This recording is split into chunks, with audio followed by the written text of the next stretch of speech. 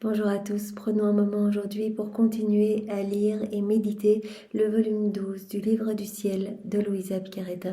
Au nom du Père qui me crée, du Fils qui me sauve et du Saint-Esprit qui me sanctifie. Amen. Jésus, une fois de plus, nous entrons en toi, dans ta divine volonté, nous nous fondons en toi, nous nous identifions à toi, nous nous consumons en toi, nous fusionnons nos volontés dans la tienne, nous nous abandonnons entre tes bras à la manière de nouveau-nés et nous t'invitons, doux Jésus, comme tous les jours, à vivre en nous. Viens dans nos cœurs, Seigneur, viens t'y établir avec ta maman, ton Père, l'Esprit Saint, et viens tout faire en nous jusqu'à nos derniers souffles. Nous te remettons les rênes, les commandes de nos vies, et nous te demandons, Seigneur, d'être l'acteur de chacun de nos actes, que ceux-ci ne soient plus des actes humains, mais que tous faits par toi, ils soient divins, éternels, remplis de lumière, remplis de l'infini. Ces actes, ces vies divines, t'amenant gloire parfaite, adoration parfaite, amour parfait, contentement céleste. Oui, Seigneur, viens vivre en nous, viens continuer ta vie en nous, sers-toi de nos corps comme de petits voiles te cachant à l'œuvre, Seigneur, comme d'humanité de surcroît pour toi. Viens et regarde continuellement à travers nos yeux, imprime le sceau de ta compassion sur tous nos regards. Viens respirer dans nos respirations, parler à travers nos lèvres, écouter à travers nos oreilles, penser à travers chacune de nos pensées. Viens agir à travers nos mains, marcher à travers nos pieds. Viens faire palpiter nos cœurs, viens faire circuler notre sang, viens faire fonctionner nos organes. Viens tout faire en nous, Seigneur, viens souffrir en nous, viens tout faire en nous, que tout soit fait par toi, que tout soit fait pour toi, pour ta gloire, celle de ton Père, celle de l'Esprit Saint, et que tout soit fait totalement immergé en toi, dans ta divine volonté.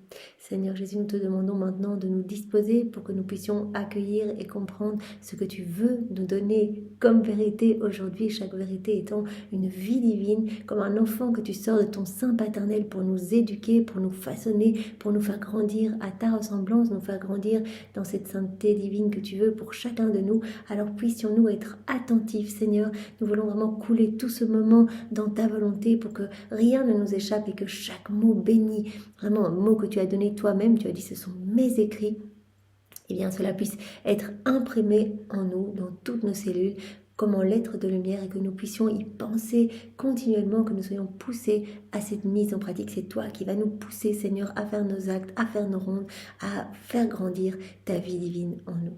Merci Seigneur, nous nous abandonnons entre tes bras, marque-nous de ce sceau royal et fais de nous ce qui te plaira. Envoie sur nous ton Esprit Saint, Seigneur, viens, Esprit Saint, viens, par la puissante intercession du cœur immaculé de Marie, ton épouse bien-aimée. Viens, esprit d'amour, esprit de feu, esprit de force, esprit de sainteté, nous avons besoin de toi. Viens, par la puissante intercession du cœur immaculé de Marie, ton épouse bien-aimée. Viens, esprit de lumière, viens, par la puissante intercession du cœur immaculé de Marie, ton épouse bien-aimée. Maman chérie, comme tous les jours avant de commencer, viens, nous nous jetons dans tes bras, nous voulons tout faire sous ton regard maternel, nous voulons être enveloppés dans ton manteau, ne plus te quitter. Il y a un petit passage dans ce livre bleu, Marie, Reine du Royaume de la Divine Volonté, où Marie nous dit, voilà, faites cette prière quand vous sentez que voilà, votre volonté propre fait de nouveau ces caprices, que vous faites de vos petites escapades dans vos volontés. Eh bien, vous pouvez me dire, Marie, je viens dans tes bras. Voilà, parce que Marie fait de ses bras comme un berceau, que nous puissions vraiment nous abandonner entre ses bras de maman, lui faire confiance. Et nous pouvons lui demander à ce moment-là, voilà Marie, nous te donnons notre volonté, échange-la à nous contre la divine volonté. Fais-nous saisir par la divine volonté, enchaîne-nous à ton cœur, à celui de Jésus, que nous puissions être alimentés continuellement de votre vie même et que nous puissions vous glorifier par tous nos actes, par tous nos mouvements.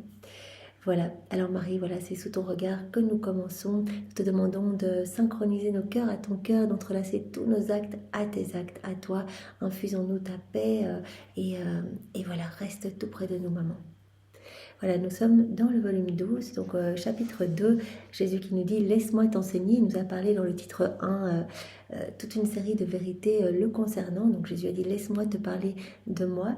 Et puis nous sommes dans le titre 2, « Laisse-moi te parler de la création ». Donc nous avons vu hier que chaque élément créé est un canal de grâce et d'amour entre les hommes et Dieu, entre les créatures et leur créateur. Donc tout est manifestation de l'amour de Dieu. Tout nous enseigne aussi, parce que tout est régi par la divine volonté, tout nous enseigne à revenir à notre créateur. Donc tout a été fait pour nous et l'homme il a été fait pour Dieu.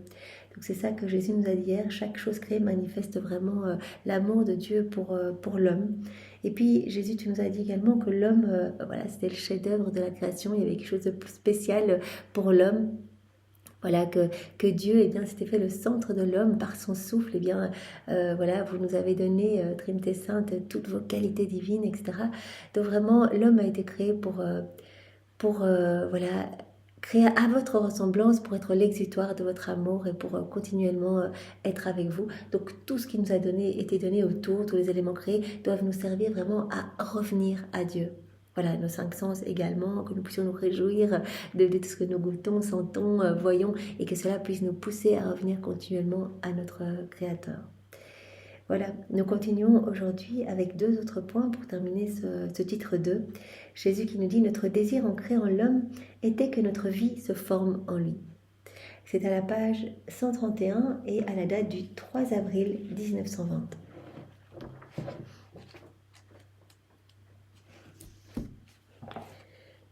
Donc c'est Jésus qui parle. Non, c'est Louisa qui parle. J'étais dans mon pauvre état et j'ai senti en moi mon aimable Jésus qui s'unissait à ma prière. Il me dit, ma fille, ce que je désirais en créant l'homme, c'était qu'il fasse ma volonté en toutes choses. Donc on voit bien que c'est le plan de Dieu, de toute éternité, que l'homme, eh bien, voilà, fasse la volonté de Dieu en toutes choses, que l'homme vive dans la divine volonté, que l'homme possède la divine volonté comme vie, que l'homme soit totalement à la ressemblance de son Créateur. La ressemblance, elle se manifeste dans l'agir. Si on agit dans nos volontés propres, on ne ressemble pas du tout à notre Créateur. Donc notre désir ancré en l'homme, c'était qu'il fasse ma volonté en toutes choses. Voilà. Et que petit à petit, par des actes répétés dans ma volonté, le soleil de ma vie se forme en lui. Donc l'homme a reçu la divine volonté comme vie et il a reçu cet acte croissant, c'est-à-dire que acte après acte, uni à son Créateur, eh bien cette vie divine croît en lui. Grandit en lui. C'est ça qui se passe. Maintenant que nous avons toutes ces vérités qui nous sont données, eh bien nous apprenons à refaire nos rondes, voilà, nous retournons à cette place pour laquelle nous avons été créés. Donc voilà, Jésus nous invite à revenir à cette place qu'avait Adam dans son état d'innocence. Donc faire nos actes pour alimenter cette vie divine en nous. La vie même de Jésus, cette vie du divin fiat. On ne peut pas alimenter la vie de Jésus, le faire grandir en nous par nos vertus, etc. On doit tout lâcher, on doit laisser Jésus vivre en nous. Et en fait, ces actes parfaits qui sont revêtus de l'amour vrai, de l'amour spontané, etc., c'est Jésus qui opère en nous. Et bien, tous ces actes vont le nourrir. Voilà. Donc, c'est la nourriture même de la divine volonté. Tous les actes qu'on va faire, nos rondes, nos réparations, etc. Donc voilà, ce que je désirais en créant l'homme, c'était qu'il fasse ma volonté en toutes choses, et que petit à petit, par des actes répétés dans ma volonté, le soleil de ma vie se forme en lui. Ainsi, le soleil de ma vie aurait trouvé en lui ce même soleil, et les deux se seraient fondus en un seul. Voilà, Jésus nous parle souvent du soleil de sa divine volonté qui se forme en nous, jour après jour, acte après acte, et Jésus dit en fait ce que nous voulions en créant l'homme, eh bien, c'est que voilà, le soleil de la divinité puisse darder vraiment par ses rayons le soleil divin, en fait, le soleil de la majesté suprême. Voilà, que nous puissions nous bilocaliser dans les âmes, en fait, de nos enfants. Voilà, étant dans le ciel, hein, la Trinité dans le ciel, et puis dans les âmes, vivant dans notre volonté. Donc c'était notre plan, nous dit Jésus. Les deux soleils se seraient fondus en un seul. Alors je l'aurais amené aux joies du ciel. Jésus nous promet toutes les joies, toute l'abondance, tous les bonheurs, vivre déjà la vie du ciel ici-bas sur la terre. Eh bien, si on vit unis à lui, si on alimente sa vie, qu'on le laisse tout faire en nous en fait, on va acquérir alors voilà, les humeurs divines, le tempérament divin, on va acquérir cette paix profonde, cette joie profonde, cette immutabilité, cette force inébranlable, etc. Hélas, l'homme n'a pas donné suite à ce projet divin. Donc notre plan, c'était que l'homme vive dans notre divine volonté, possède notre divine volonté comme vie, que son soleil, que le soleil de la divine volonté se forme en l'homme. Et alors il aurait été heureux, et il n'aurait pas connu toutes les maladies, toutes les souffrances, les doutes, les crises, les angoisses, etc. Ça résulte de nos volontés propres. Mais dans la divine volonté, voilà, tout n'était que lumière, que joie, etc. Donc ça, c'était le plan de Dieu pour l'homme. Hélas, l'homme n'a pas donné suite à ce projet divin. Il n'accomplit pas ma volonté ou ne l'accomplit que partiellement. Ma vie en lui, obscurcie par ses actions humaines, ne reçoit pas suffisamment de nourriture pour croître jusqu'à maturité. L'homme vivant dans sa volonté propre, à chaque acte qu'on fait dans nos volontés propres, on rajoute une pelletée de boue dans notre cœur, une pelletée de terre. On étouffe cette vie divine en nous. On agit avec nos volontés humaines, on place la divine volonté sur la croix. Il n'y a pas la place pour les deux volontés en nous. Donc c'est la divine volonté qui est sur la croix, et donc elle est rendue esclave de nos volontés propres, et tout s'enténèbre de plus en plus, et y compris nos sens, on ne voit plus rien, on ne comprend plus rien, et on avance dans les choses du monde, on chute dans les embûches du démon, etc. Voilà, obscurci par ses actions humaines, ma vie en lui ne reçoit pas suffisamment de nourriture pour croître jusqu'à maturité. Ainsi, il est en opposition continuelle avec le but de la création. L'homme vivant, dans sa volonté propre, est en opposition continuelle avec le but pour lequel il a été créé. On a été créé pour laisser la divine volonté régner en nous, être souveraine en nous, opérer, agir à partir de chacune de nos humanités. Comme ils sont nombreux, ceux qui, en vivant la vie des passions et du péché, forment en eux une vie diabolique. Voilà, en vivant la vie des passions, du péché, en vivant dans nos volontés propres, eh bien, on forme en nous une vie de ténèbres, une vie diabolique en fait. On étouffe cette vie de lumière en nous, cette vie de sainteté, cette vie d'amour. Donc voilà, nous avons le choix pour chacun de nos actes de nous unir à Jésus ou bien d'agir dans nos volontés, dans nos volontés propres. Voilà, soit notre acte devient divin, parfait, il est déjà confirmé, on ne devra pas le refaire au purgatoire, il apporte des bienfaits dans tous les cœurs. On laisse Jésus faire en nous, dans sa volonté. Là, on répond au plan pour lequel nous avons été créés. On s'unit à Jésus dans chacun de nos actes.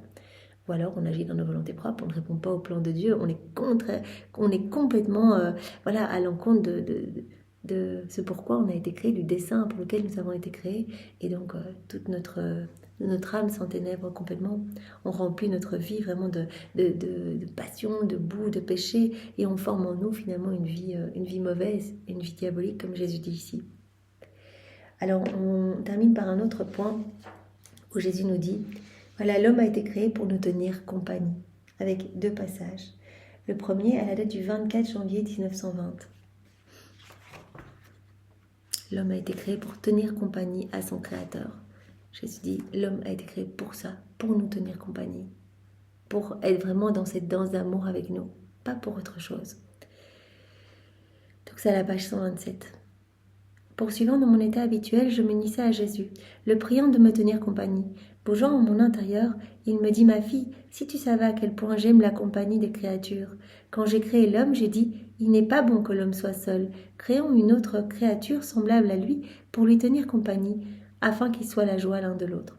Donc ce que l'on doit savoir, c'est que voilà la Trinité, parfaite plénitude au sein de la Trinité. Mais cet amour ad intra entre les 3 personnes divines a voulu à un moment se déverser ad extra.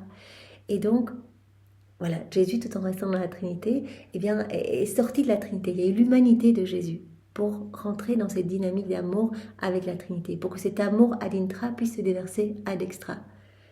Et nous, on a été créés, l'homme a été créé pour tenir compagnie en fait à l'humanité de Jésus. Parce que Jésus va nous en parler à travers tous les volumes. Cette compagnie, c'est indispensable. L'homme doit nous tenir compagnie. On ne peut pas être heureux sans compagnie. Quand j'ai créé l'homme, j'ai dit, il n'est pas bon que l'homme soit seul. Créons une autre créature semblable à lui pour lui tenir compagnie. Quand Adam a été créé, Dieu a dit, il n'est pas bon que l'homme soit seul. On va créer une autre compagnie pour lui, une autre créature pour lui tenir compagnie. Vous voyez, toute la création, les animaux, etc. Mais une autre compagnie avec qui il puisse échanger. Donc c'est de là que la création tirée d'Adam, Ève. Il n'est pas bon que l'homme soit seul, créons une autre créature semblable à lui pour lui tenir compagnie, afin qu'il soit la joie l'un de l'autre. Et avant de créer l'homme, Jésus nous parle, je me suis dit la même chose, je me suis dit à moi-même des paroles semblables, je ne veux pas être seule. Je veux des créatures pour me tenir compagnie, pour que je puisse me réjouir avec elles, pour qu'elles puissent partager mon bonheur. Je ne veux pas être seule. Donc, on a été créé pour tenir compagnie à l'humanité de Jésus. Je veux pouvoir me réjouir avec des créatures. Je veux pouvoir épancher mon amour dans d'autres créatures. Je veux qu'elles puissent partager mon bonheur. Je veux tout leur donner. Je veux qu'on puisse tout partager ensemble. Un amour seul n'est pas un amour heureux. Avec elles, je donnerai libre cours à mon amour. C'est pour cela que j'ai fait les créatures à ma ressemblance. Voilà, il fallait des créatures de même nature. Donc on était fait à la ressemblance de Dieu pour pouvoir échanger cet amour. Quand leur intelligence pense à moi, elles tiennent compagnie à ma sagesse. Si leur regard se porte vers moi ou vers les choses créées pour m'aimer, je sens la compagnie de leur regard. Si leur langue prie ou enseigne ce qui est bien, je sens la compagnie de leur voix. Si leur cœur m'aime, je sens la compagnie de leur amour, etc. Donc on a tous été câblés au cœur de Jésus. Et Jésus sent notre compagnie ou notre manque de compagnie en fait. Voilà, si Jésus dit, si vous parlez de bonnes choses, que vous enseignez, etc., ou que vous parlez de ma divine volonté, je sens la compagnie de votre voix dans ma voix. Quand vous regardez, je sens la compagnie de vos regards dans mes yeux. Quand vous pensez à moi, je sens la compagnie, vous tenez compagnie à ma sagesse. Quand votre bouche parle de Dieu, votre voix me tient compagnie. Si votre cœur m'aime, je sens la compagnie de votre amour, etc. Si les créatures font l'opposé, je me sens seule. Comme un roi destitué, hélas, combien me laisse seule et m'ignore. Combien me laisse seule et m'ignore. Voilà, donc Jésus attend notre compagnie.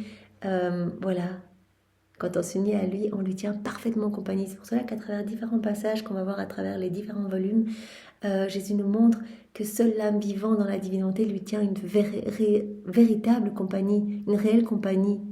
Parce qu'on est vraiment dans cet échange d'amour. On ne tient pas compagnie à Jésus si on ne l'aime pas, si on ne voit pas son amour à travers les éléments créés, etc. On lui tient compagnie quand on s'unit vraiment à lui, quand on s'unit à sa divinité, à son humanité et à sa volonté. Là, on lui tient vraiment compagnie. Voilà. Alors, le deuxième passage est celui du 2 septembre 1920. Page 139. Je vis dans la privation presque continuelle de Jésus. Là, il va nous montrer l'importance de cette compagnie. Au mieux, il se laisse voir brièvement, puis il disparaît comme l'éclair. Ah, lui seul connaît le martyre de mon pauvre cœur. Je pensais à l'amour avec lequel mon toujours aimable Jésus a tant souffert pour nous. Il me dit, ma fille, mon premier martyr fut l'amour, lequel donna naissance à mon second, la souffrance. Chacune de mes souffrances était précédée d'une mer d'amour.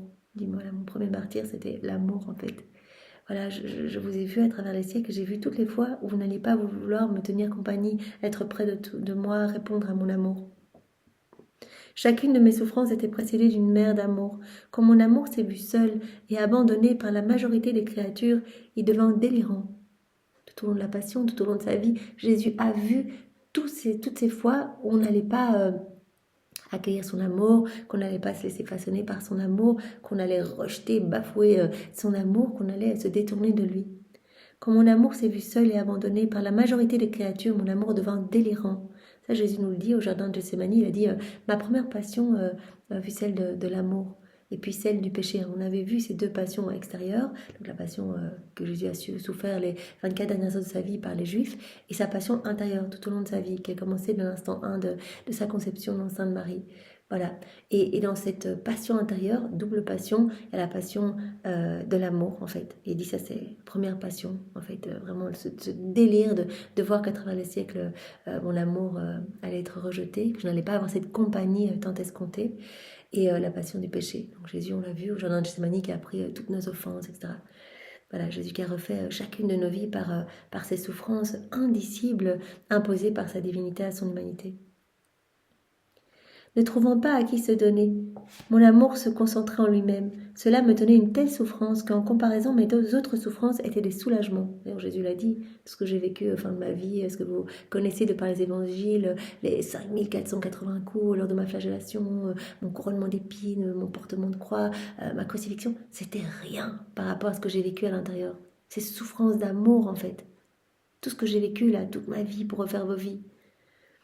Toutes les fois où j'ai vu tous vos actes déconnectés de ma volonté, toutes ces fois où vous n'alliez pas vous unir à moi.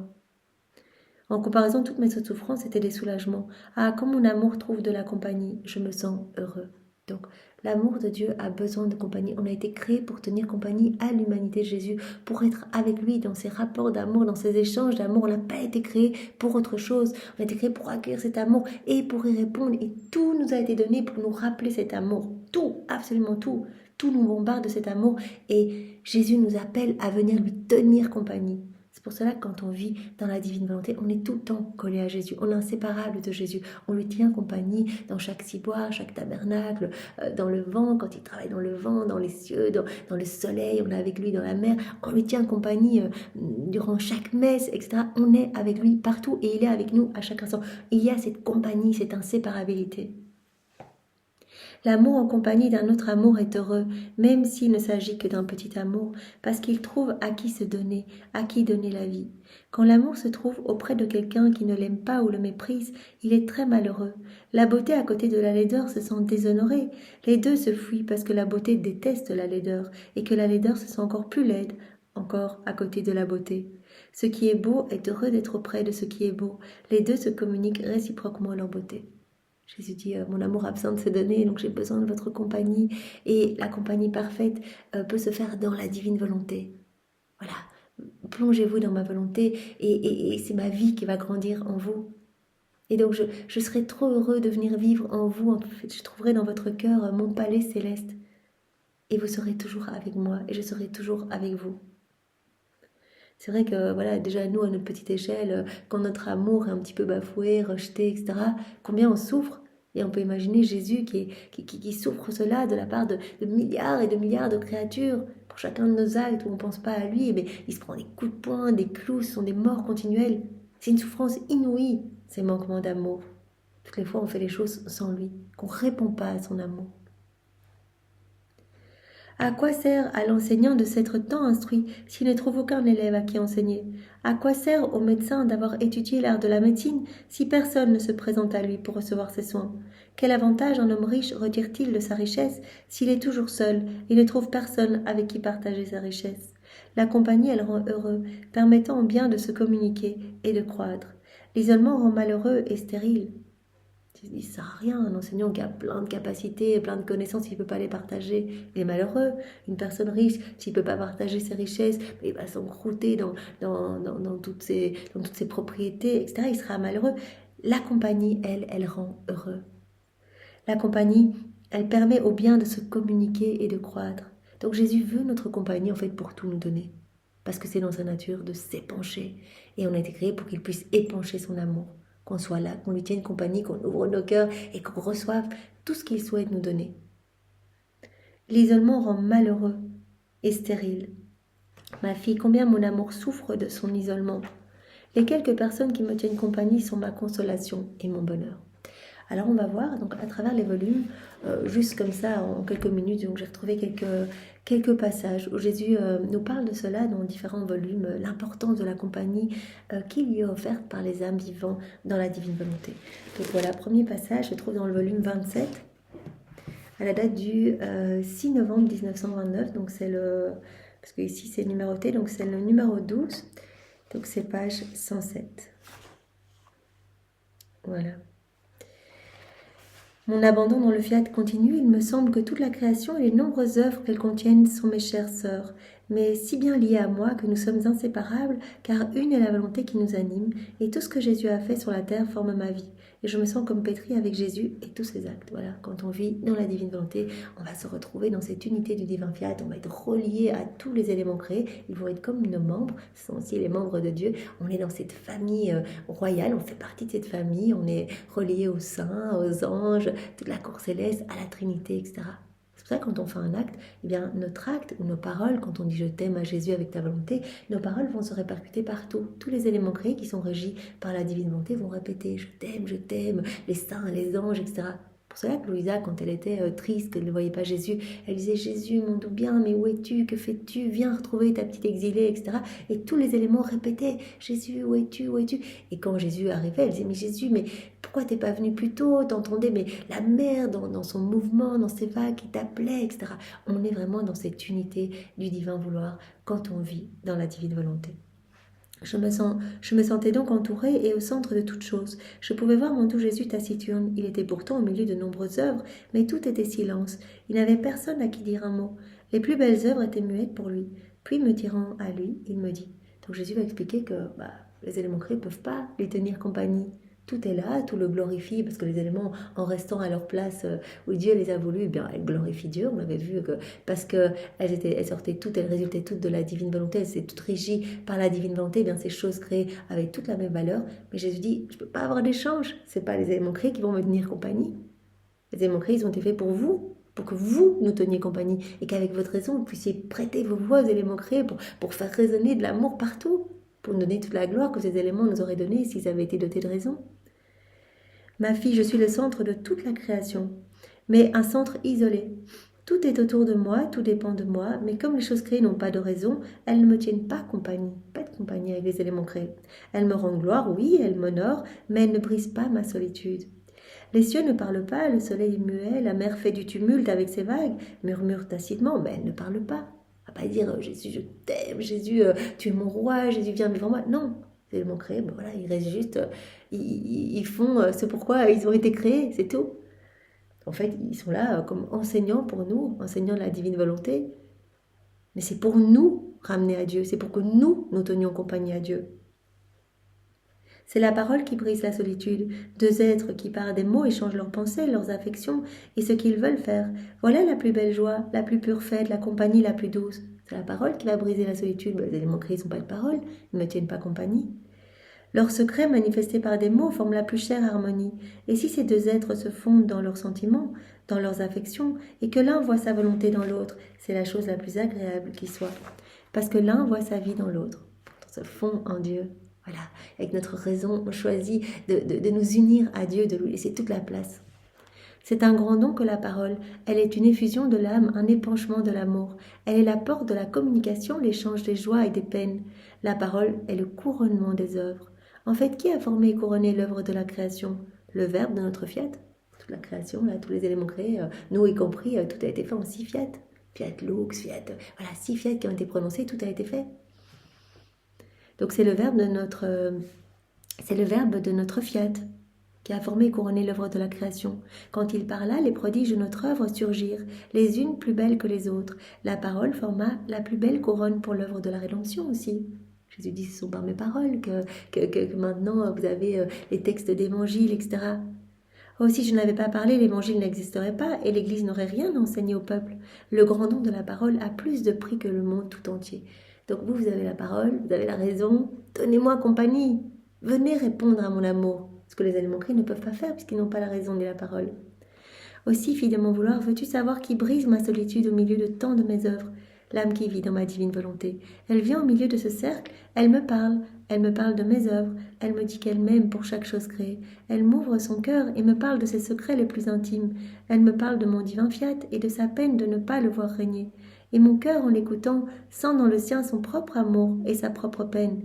Il se sent représenté de nouveau. Et à mesure qu'elle parle, mon divin cœur se gonfle d'amour, de joie, et incapable de la contenir, j'ouvre ma bouche et je parle abondamment. Voilà, Jésus qui continue son œuvre de création en nous. On lui dit « je t'aime », on fait nos rondes, etc. Et à chaque fois qu'on fait une petite ronde, à chaque fois qu'on fait un petit acte, à chaque fois qu'on s'unit à Jésus, il reprononce son fiat créateur sur notre âme. Quelque chose de nouveau se crée en nous, nouveaux cieux, nouveau soleil, nouvelle floraison, nouvelle sainteté, nouvelle beauté, tout en nous. Jésus est heureux, il peut partager avec nous, il peut tout nous donner. Il est dans cet échange avec nous, dans cette communication avec nous. On lui tient compagnie, on devient inséparable de lui. Et on répond à ce pourquoi nous avons été créés. J'ouvre mon cœur fou de joie et je répands mes secrets les plus intimes dans son cœur. Je lui parle de ma divine volonté, qui est l'unique dessein de toutes nos œuvres. Et en lui parlant, je ressens une compagnie véritable. Cet échange réciproque. Jésus ressent une compagnie avec l'âme qui vit dans sa volonté. Mais une compagnie qui me parle. Pas une compagnie muette, une compagnie qui me comprend, une compagnie qui me rend heureux et en qui je peux me confier. Voilà, je peux dévoiler mes secrets. On le voit à chaque fois qu'on fait une ronde, Jésus dit, on fait de l'espace dans notre cœur, qu'on fait un acte, on épluche nos carottes dans la divine volonté, on va travailler, on dort, on se brosse les dents, enfin tous les actes qu'on fait dans notre quotidien, à chaque fois Jésus dilate un peu notre cœur pour nous donner plus de son amour, pour qu'on comprenne davantage ses connaissances. Il vient élargir les frontières de son royaume dans notre âme. C'est une compagnie qui me comprend, qui me rend heureux et en qui je peux me confier. Tout ce que je t'ai manifesté sur ma divine volonté n'a-t-il pas été un épanchement d'amour, une transfusion de vie qui s'est opérée entre nous et qui, lorsque je te parlais, servait à nous réjouir et à former la plus douce et la plus agréable compagnie? Voilà, on se tient en compagnie l'un l'autre. Et moi, je me penche en toi. Je peux dévoiler tous les secrets. C'est le ciel qui s'ouvre pour nous. Toutes ces vérités, mais c'est une époque bénie. C'est la plus belle époque qui soit pour vivre. C'est incroyable. Les personnes avant nous, les siècles d'avant, eh bien, ils n'avaient pas cette chance. Ils devaient, s'ils voulaient devenir saints, eh bien, y aller par l'exercice des vertus, en fait. Cette sainteté des vertus. Mais c'est difficile par l'exercice des vertus, on chute, et puis on doit être dans les bonnes circonstances. Si on veut exercer notre patience, il faut qu'une personne nous mette en situation pour pouvoir exercer la patience, etc. Ici, tout nous est donné sur un plateau d'or, quoi. Voilà. On donne notre oui, c'est Jésus qui fait en nous, c'est Jésus qui nous purifie, c'est Jésus qui nous amène à sa sainteté, etc. Et il nous donne en plus les mérites de toutes les âmes qui sont sauvées par des petits mouvements. En fait, on lui prête notre corps et on dit voilà, Jésus, tu fais ce que tu veux en nous, viens regarder à travers mes yeux, viens tout faire en nous. Eh bien, il sauve les âmes. Il sauve les âmes à travers notre humanité et il nous donnera les mérites de toutes ces âmes sauvées dans le ciel. Donc c'est juste incroyable. Et il y a cette compagnie très forte. Vraiment, d'ailleurs, pour nous, au plus on avance dans la divine volonté, au plus on se sent tellement aimé, en fait, parce que nos sens se dégagent et on voit de plus en plus cet amour. Et donc, Jésus dit, c'est impossible que l'âme qui vive dans ma divine volonté soit malheureuse, même au milieu des plus grandes tempêtes, parce qu'elles se sentent tellement aimées. Et c'est vrai, on voit l'oiseau qui chante, on dit, mais moi aussi je t'aime, on voit le soleil qui brille, on dit, mais je viens te rencontrer dans le soleil, je t'adore, j'adore ta divine volonté dans le soleil, je place mes je t'aime partout, merci Seigneur pour cette lumière, je te redonne ta chaleur à toi, voilà, tout cet amour que tu as placé dans le soleil, je le prends, je le fais mien, je me mets je t'aime et je te le redonne au nom de tous. On se sent tellement aimé. Donc on sent cette compagnie partout, compagnie aussi de toute la cour céleste et des éléments créés, et Jésus sent notre compagnie, on brise sa solitude. Une âme qui vit dans ma divine volonté est tout pour moi, elle compense pour le mutisme de mes œuvres envers moi, elle me parle pour toutes, elle me rend heureux, et je ne me sens plus seul. Et en ayant quelqu'un à qui faire le grand don de ma parole, je ne suis plus laissée là comme le Jésus muet qui n'a personne à qui dire un seul mot, et je suis alors le Jésus qui parle et qui a sa compagnie. Mais quand je veux parler, si mon fiat n'est pas présent, je ne serai pas compris. Donc cette compagnie n'est possible que pour l'âme vivante dans la divine volonté. Jésus veut parler, mais nous, on va avoir cette capacité de le comprendre que si on a la divine volonté comme vie. On va pouvoir entrer dans ces échanges que si on possède la divine volonté comme vie. Parce que Jésus va être content, il va venir en nous, il va s'établir. Il va s'établir s'il trouve son paradis recréé en nous. Il ne va pas s'établir si on est tout rempli de misère, de péché. Alors là, il est juste écrasé, il est enfoui sous un tas de misère et de décombres. Mais il veut pouvoir donner, il veut pouvoir créer en nous, il veut pouvoir nous combler, il veut pouvoir nous rendre heureux, il veut pouvoir agir en nous. Et ce n'est possible que si on se vide de nous-mêmes et qu'on lui laisse toute la place. Seigneur, recrée cet espace en nous, un énorme espace pour que tu puisses t'y sentir bien, que notre volonté soit vraiment enfouie, qu'elle soit fondue dans la tienne. Que plus jamais nous ne fassions usage de notre volonté propre déconnectée de la tienne. C'est vraiment ce que nous voulons, Seigneur, te tenir compagnie. Alors il y a encore différents passages, je ne sais pas si on va tous les faire, mais il y en a un aussi dans le volume 29. Il y en a deux d'ailleurs dans le volume 29. C'est le numéro 11 à la date du 4 avril 1931, page 27. Voilà, quelques lignes ici. Ouais, où Jésus va nous montrer vraiment que l'âme qui vit dans la divinité, en fait, elle lui tient compagnie, donc elle va atténuer toutes ses peines. Jésus va tout nous partager. Il nous partage ses joies, il nous partage tous ses bonheurs, mais aussi ses souffrances. On va les ressentir. Au plus on va faire nos actes, au plus on va se sentir unis à Jésus et on va sentir cette identification, comme Louisa qui sentait quand Jésus était triste, etc. Et tous nos actes amènent un soulagement à Jésus. Comme Jésus nous l'avait dit dans 3 passages, je vous renvoie, on ne va pas les relire maintenant, mais dans le volume 11, c'était dans le titre « L'âme qui vit dans la divinité, elle me soulage ». Et donc Jésus disait, quand elle vit dans la divinité, elle vient apaiser vraiment mes souffrances, elle va être comme un bouclier pour moi, elle atténue la justice divine et elle forme des supports pour moi, pour moi et pour toutes les créatures. Donc c'était 3 passages, 15 août 1914, 21 décembre 1914 et 14 août 1915. Mais ça, je vous renvoie au plan du volume 11, on l'a lu il n'y a pas longtemps, donc on ne va pas le répéter. Mais ici, donc Jésus nous dit dans ce volume 27, « Ma fille, l'amour véritable, ne peut rien faire ni rien souffrir sans que celles qui m'aiment y prennent part.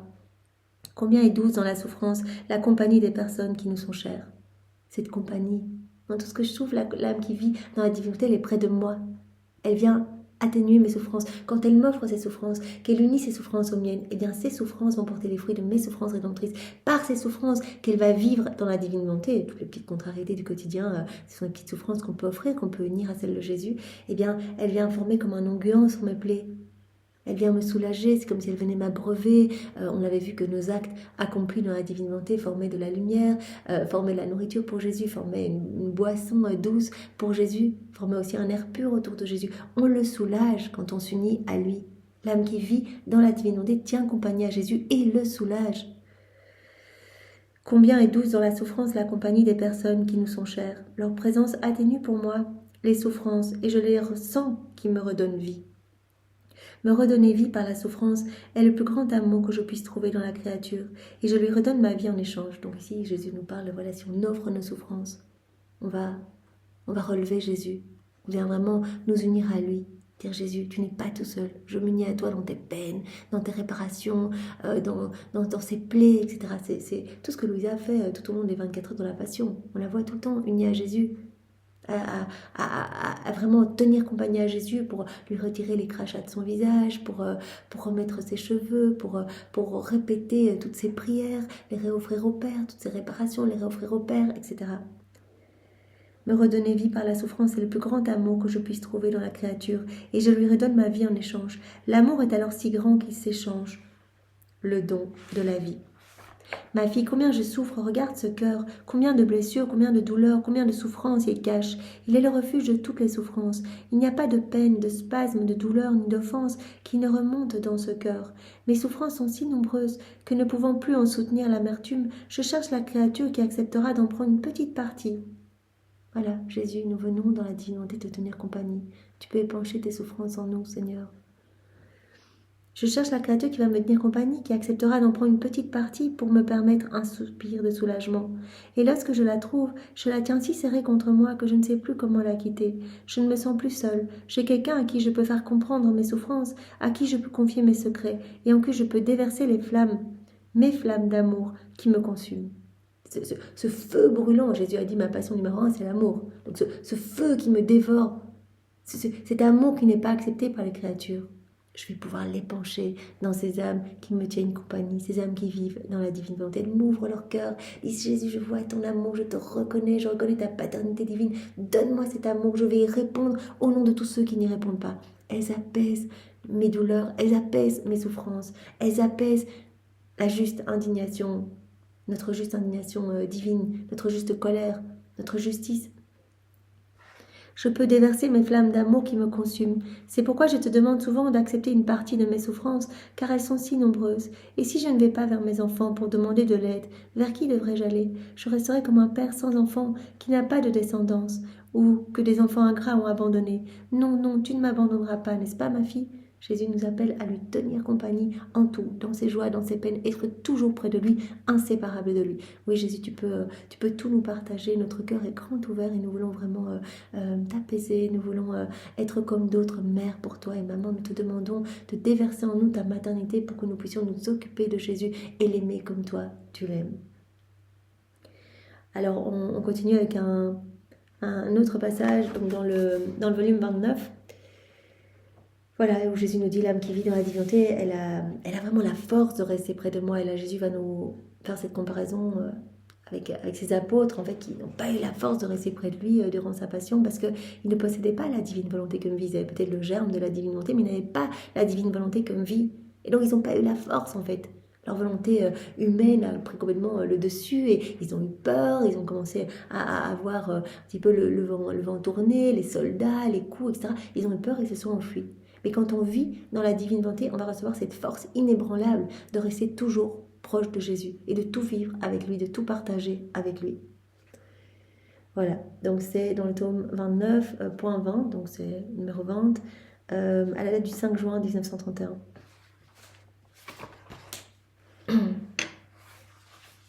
Et donc c'est fin de ce passage, page 55. Au milieu d'ennemis qui voulaient me dévorer, donc c'est Jésus qui parle de sa passion, je voulais des amis fidèles autour de moi, car il n'y a pas de plus grand réconfort que d'avoir un ami près de soi, dans le temps d'amertume. J'aurais eu dans mes chers apôtres près de moi les fruits de mes souffrances. Oh, combien de doux souvenirs ils auraient rappelés dans mon cœur, et qui auraient été un baume dans mon immense amertume. Mais si mes apôtres avaient vécu dans la divine volonté, mais ce n'était pas encore le moment, ce n'était pas encore le temps, ils seraient restés près de moi. Et ils auraient apaisé toutes mes peines, ils m'auraient rappelé tout au long de ma passion tous les doux souvenirs que j'avais vécus avec eux. Ils auraient mis un baume dans mon immense amertume. Ma divine volonté, avec sa lumière, les aurait empêchés de fuir. Et ils se seraient pressés autour de moi. Mais comme ils vivaient dans la prison de leur volonté propre, leur esprit était obscurci, leur cœur était froid, la peur les envahissait, et ils ont oublié en un seul moment tout le bien qu'ils avaient reçu de moi. Et non seulement ils m'ont fui, mais ils se sont dispersés eux-mêmes. C'était complètement dans les ténèbres de leur volonté propre. Ils ont eu peur, leur cœur était froid, ils se sont mis à partir. Jésus l'a dit dans cette heure où justement il est arrêté. Donc après ces 3 heures au jardin de Gethsémani, il est arrêté, il est trahi par Judas. Il voit tous ces apôtres qui prennent la fuite. Et il dit, je souffre plus de l'abandon de mes amis, de ne pas avoir cette compagnie autour de moi, que des sévices de mes ennemis. Et là, il était déjà sévèrement roué de coups, etc. Il a été jeté dans le cédron. Vraiment dans ces égouts de la ville, on lui avait fracassé le visage contre une pierre, etc. Et il a dit à ce moment-là, où sont-ils? Et donc Jésus qui cherchait du regard ce qu'il n'osait demander, la compagnie des créatures. Et là, en fait, il nous a vus à travers les siècles, les âmes vivant dans la divine volonté, se rapprocher de lui et venir frotter son sang, venir tout partager avec lui, pleurer avec lui, mêler nos larmes aux siennes et vraiment le soulager, lui dire Jésus, je t'aime, merci de nous sauver, merci de sauver ton plan, de venir redonner les droits à ta divine volonté pour que nous puissions reprendre cette place d'enfant de lumière. Il nous a vus à travers les siècles. Quelle souffrance! Voilà, d'être abandonné de tous. Donc il dit, mes apôtres là n'avaient pas la vie de ma divine volonté en eux. Et donc ils ont fui. Quand on a la vie de la divine volonté en nous, on va avoir cette force de toujours plus nous unir à Jésus. Parce que chaque acte que nous faisons, on l'aime davantage. C'est cette vie d'amour qui grandit en nous. Et donc il a dit, je vous enchaîne à chaque acte que vous faites. Mais chaque acte, vous imaginez, c'est incroyable, on en fait plein par jour. Tout, nos battements de cœur, le mouvement de nos organes, de nos cellules, tout. Nos actes conscients, mais aussi nos actes inconscients. Eh bien, Jésus dit, je fais grandir vraiment cet amour en vous, pour moi. Donc vraiment, je vous attache avec des liens de paternité, des liens de filiation. Vous m'aimez de plus en plus, donc il vous est impossible de me quitter, presque impossible quand on met un pied dans la divine volonté. Voilà, Jésus dit, tu t'enfonces acte après acte, mais de plus en plus dans cette mer de lumière, et quelque part, tu peux plus en sortir. Parce que tu as goûté aux choses du ciel, tu as goûté cette proximité, cet amour qui t'envahit de partout. Tu ne veux plus retourner dans les choses de la terre. Ton palais, il s'est habitué aux choses célestes, il n'a plus envie de goûter les choses fades du monde. Voilà. Donc mes apôtres, leur cœur était froid, la peur les envahissait. Ils ont oublié en un seul moment tout le bien qu'ils avaient reçu de moi. Non seulement ils m'ont fui, mais ils se sont dispersés eux-mêmes. Voilà quels sont tous les effets du vouloir humain, qui ne sait pas maintenir l'union, il ne sait que disperser en un seul jour le bien qui a été fait durant tant d'années et avec tant de sacrifices. Quand on vit dans nos volontés propres, on n'arrive pas à avoir cette union. Voilà. Jésus dit, ça disperse tout. Les effets du vouloir humain. C'est pas maintenir cette union. Il ne sait que disperser en un seul jour tout le bien qui a été fait durant tant d'années, voilà, comme pour les apôtres, et avec tant de sacrifices. Par conséquent, que ta seule crainte soit de ne pas faire ma volonté. Donc, que ton seul souci, que ton seul but, que ton seul objectif soit toujours de rester uni à moi, de me tenir compagnie. Et en laissant ma divine volonté grandir en toi, tu ne pourras plus rien faire sans moi. Tu penseras tout le temps à moi, cela te deviendra aussi naturel que de respirer et que de cligner des yeux. Donc voilà, Jésus nous montre bien l'importance de cette compagnie qui ne peut lui être donnée que par des âmes totalement vidées d'elles-mêmes, qui laissent à Jésus ce champ libre complet, des âmes vivant dans la divine volonté. Alors on va encore voir deux tout courts passages dans le volume 35, mais il y en a pléthore à travers les 36 volumes, mais vraiment là je suis juste tombée sur cela très rapidement, et qui illustre bien, je trouve.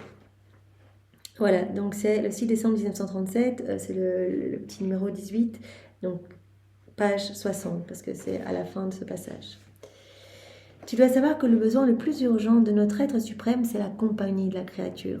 Nous ne voulons pas être le Dieu isolé, ni garder la créature loin de nous. L'isolement n'a jamais produit ni grandes œuvres, ni bonheur. La compagnie donne naissance au bien et fait surgir les plus belles œuvres à la lumière. Nous voulons la compagnie des créatures. Rappelons-nous bien, et tout le temps, on a été créé pour ça, pour tenir compagnie à l'humanité de Jésus. On n'a pas été créé pour être séparés de Dieu. On a été fait pour être les résidences de Dieu, pour être tout le temps unis à Dieu, pour avoir sa divine volonté comme vie et par l'acte croissant, faire grandir cette vie divine en nous. On a été créé pour être des êtres de lumière, pas pour être comme nous sommes aujourd'hui, dans les ténèbres, dans les dépressions, les burn-out, les suicides, enfin tout ce qui se passe d'horrible autour de nous. On n'a pas été créé pour ça. On a été créé pour être heureux, pour être totalement comme des petits dieux sur la terre, comme Jésus nous a dit hier. Par son souffle divin, il nous a remplis de tous ces attributs divins et Dieu s'est fait le centre de l'homme.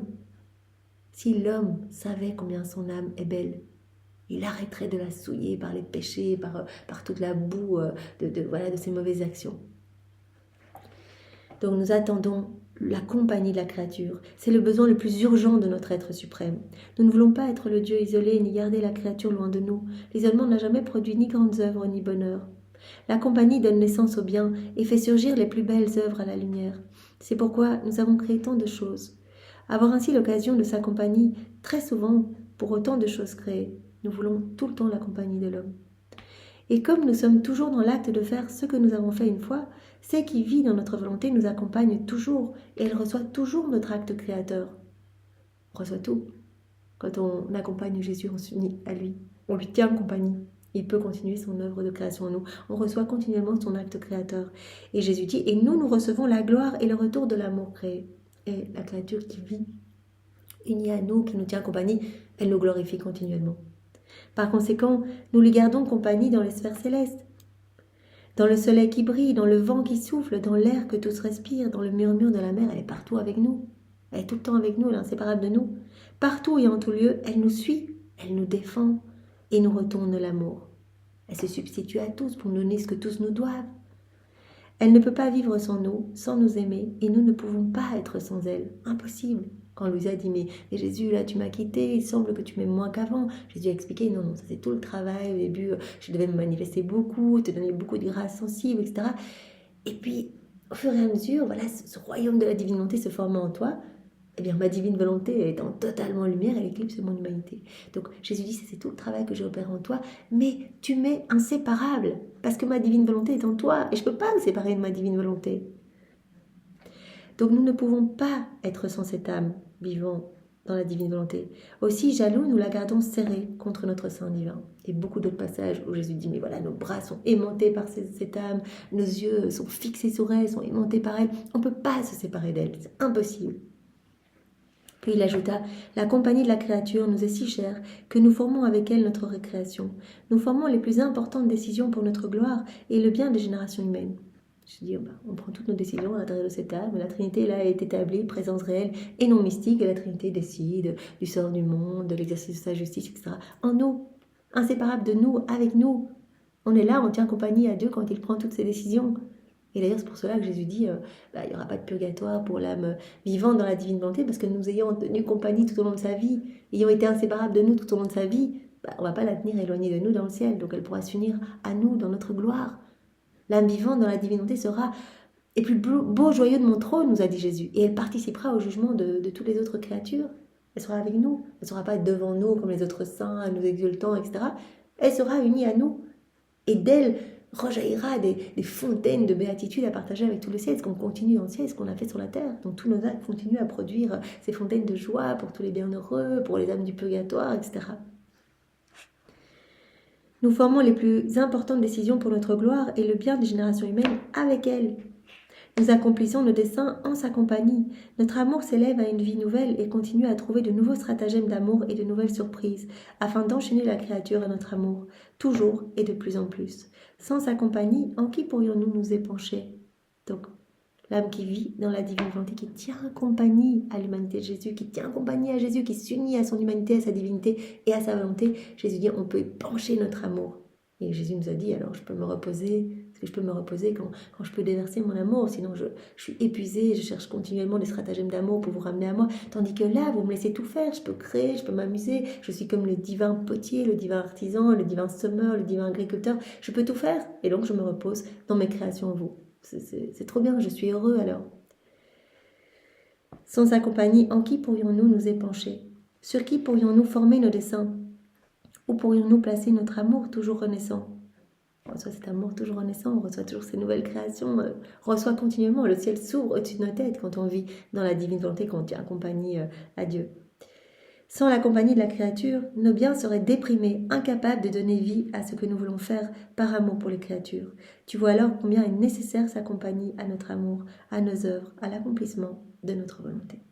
Voilà, donc abandonnons-nous et laissons Jésus vivre en nous, donnons-lui compagnie, soyons tout près de lui, soyons inséparables de lui. Il pourra alors épancher son amour et il sera heureux dans toutes ces créations qu'il aura formées dans nos cœurs, sans compter tous les grands bienfaits qui vont résulter de cette union avec Jésus, de chacun de nos actes avec Jésus. Alors, dernier point pour aujourd'hui, toujours dans le volume 35, c'est le numéro 38.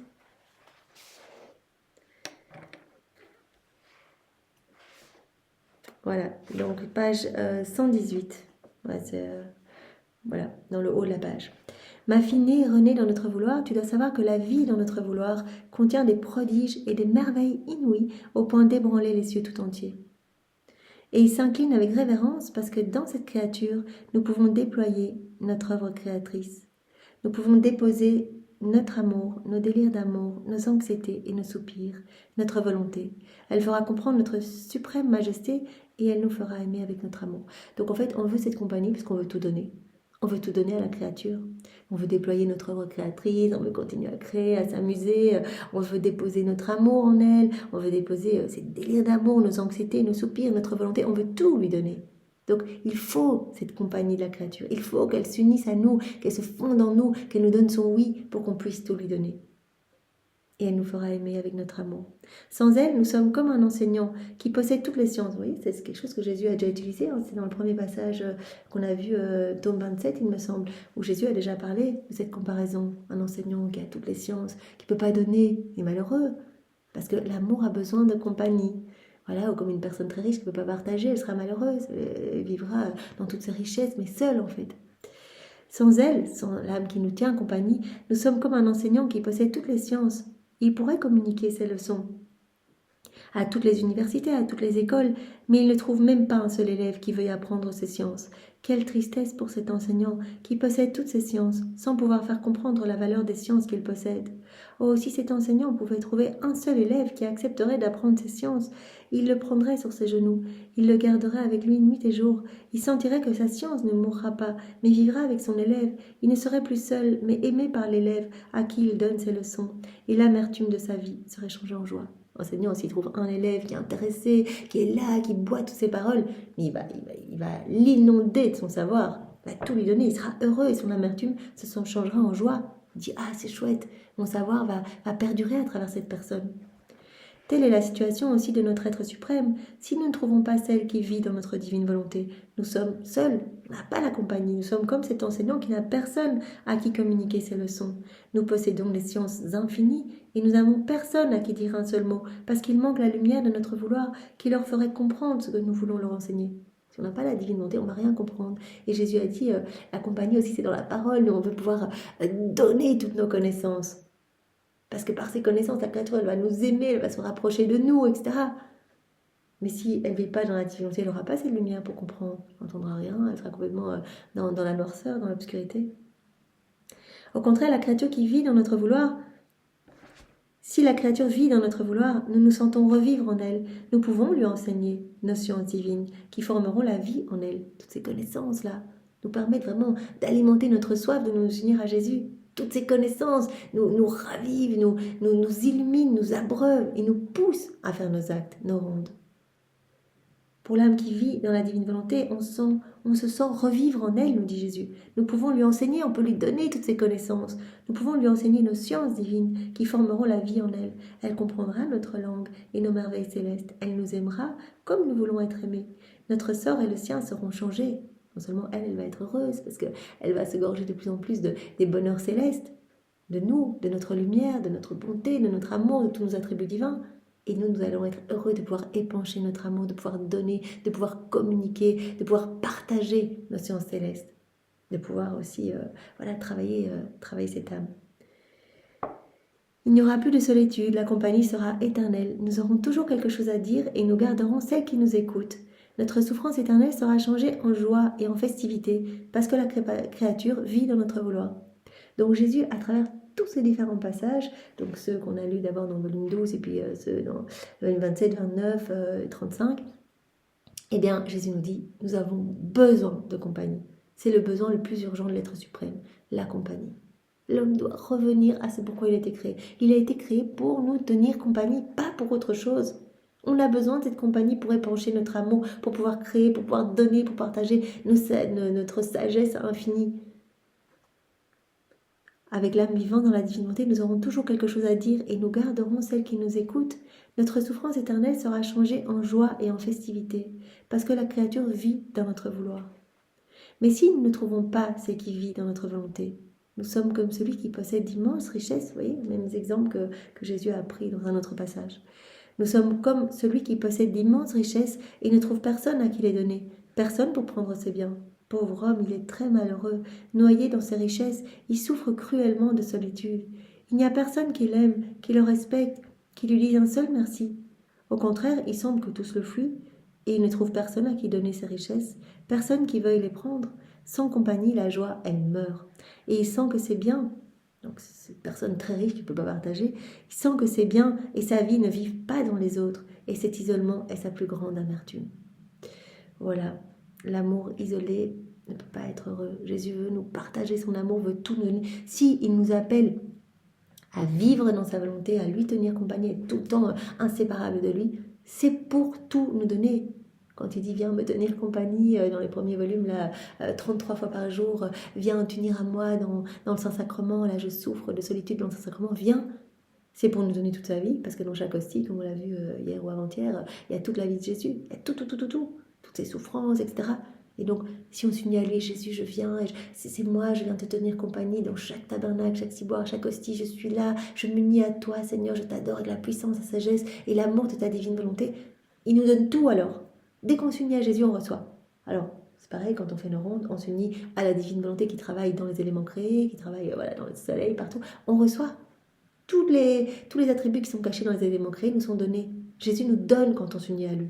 Donc il nous appelle à vivre dans sa divine volonté pour qu'on soit unis à lui, inséparables de lui, et qu'il puisse tout nous donner, épancher son amour, s'amuser à nous donner, nous rendre beaux, nous rendre saints de sa sainteté.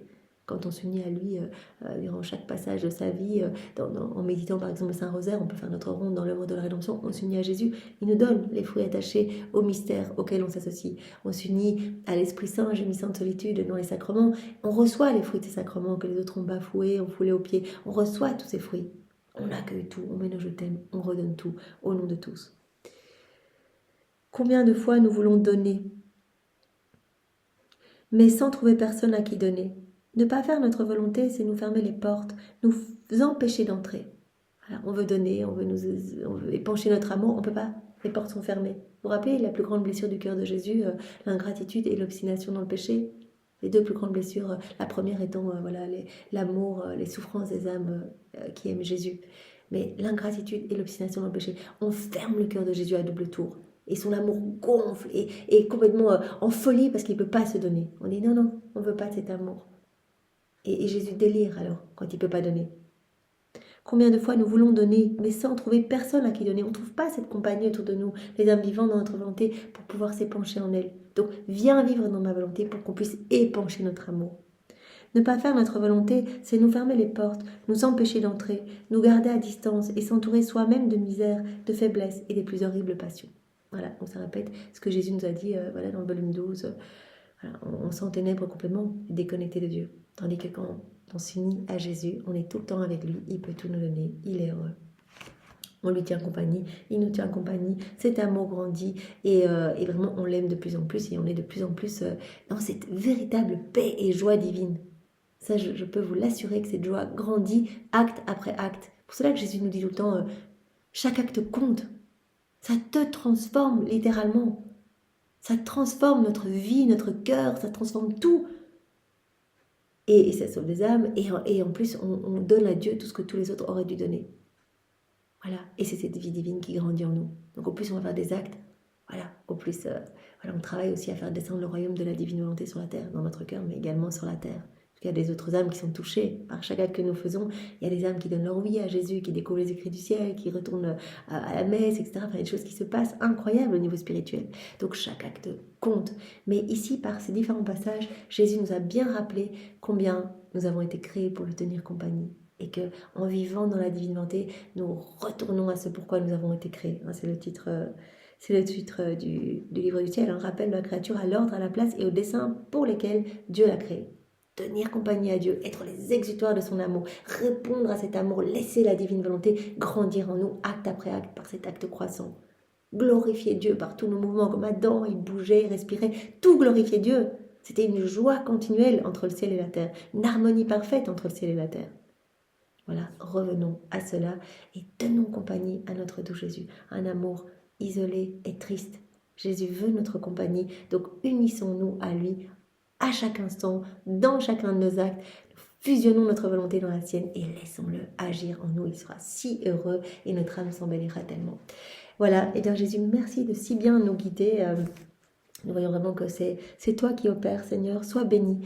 Et pour te remercier, et engage notre amour, nous t'offrons l'amour de Maman Marie, ton amour manifesté partout dans l'œuvre de la création, de la rédemption, de la sanctification, l'amour du Père, l'amour de l'Esprit Saint, l'amour trinitaire, tous les actes d'amour de tous les saints de tous les temps. Mais donc on peut imaginer vraiment tous les sacrifices qui ont été faits, les jeûnes, les martyrs, les mortifications, les rosaires, les prières, les dépouillements de soi, enfin tout ce qui a pu être fait par amour pour toi, pour ta maman, pour ton Père, pour l'Esprit Saint. On reprend tout cela, on refait tout dans la divine volonté pour te donner gloire parfaite et on crève tout cet amour à ce paquet d'amour ainsi que tous les actes qui ont été faits, accomplis dans ta divine volonté, tous ces soleils t'amenant vraiment une adoration complète et des contentements, des joies célestes.